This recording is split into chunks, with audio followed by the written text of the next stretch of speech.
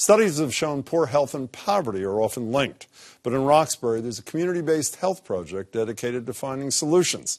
Tina Martin introduces us to the man behind the mission, our latest Greater Bostonian. How are you? Dumas Lafontant's day is never the same. We work to address abuse and neglect among children, youth, and families through public policy, prevention, and education. Lafontant calls it his life's mission. He spent more than a decade as director of the Lower Roxbury Coalition. His office is inside the Whittier Street Health Center that serves about 30,000 people a year, 91% of whom live in poverty. If someone doesn't have a job, we know that has an impact on the person's development. Yes, sir. Good morning. So people who come to see a doctor also see him for anything from housing to continuing education. According to the Boston Redevelopment Authority, Roxbury is the poorest neighborhood of Boston. You can imagine it can be daunting for somebody who's got a host of priorities to come here and access care. You want to take the stairs or you want an elevator?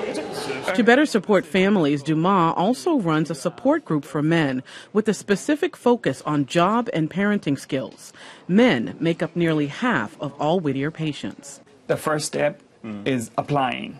On this morning, Jeffrey John Jacques is Dumas' first appointment. Dumas pretty much, he looks like me. He's easy to talk to. A lot of men, have a hard time asking for help. And I feel as if this is a great resource center. Jean-Jacques is the father of twin toddlers. I came in here to try to see if I can get some subsidized housing. Paying market rent is really difficult. It's always a lot harder for single dads who have custody of their children to get housing. When Dumas was 10, his mother opened an orphanage inside their home in Haiti. He says watching her passion for children and families sparked his. She was concerned about the situation that the babies were in, and so when she talked about it, sort of complained, and then a nurse said, well, why don't you take them home?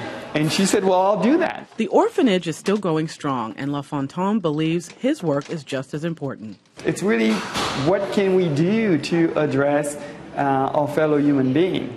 That philosophy makes Dumas Lafontant our latest Greater Bostonian. Tina Martin, WGBH News. If you know someone making a difference in the community, please nominate them to be our next Greater Bostonian. Email us at greaterboston@wgbh.org and tell us their story.